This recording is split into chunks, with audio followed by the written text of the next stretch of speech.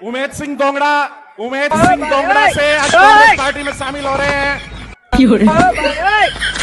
अय्यो, डोक्यावर 4 केसही गुण्या गोविंदानं नांदायला तयार नाहीत आणि या काँग्रेस नेत्याचा रुबाब पहा।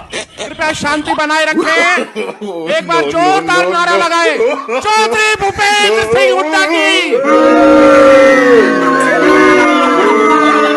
हरियाणाचे माजी मुख्यमंत्री आणि हरियाणा विधानसभा निवडणुकीत काँग्रेस ज्याला मुख्यमंत्री पदाचा दावेदार मानतायत तोच हा चेहरा।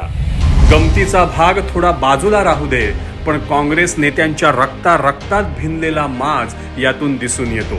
आपल्या कार्यकर्त्यांना भांग पाडण्यासाठी ठेवणं ही कुठली जहागिरी आहे? ही काँग्रेसी मिजाज आहे जी आपल्या महाराष्ट्रातल्या नेत्यांमध्येही दिसून येते।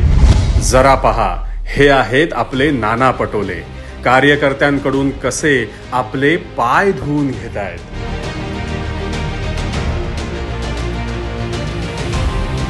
हेच नाना पटोले भावी मुख्यमंत्री होण्याचं स्वप्नही पाहतात।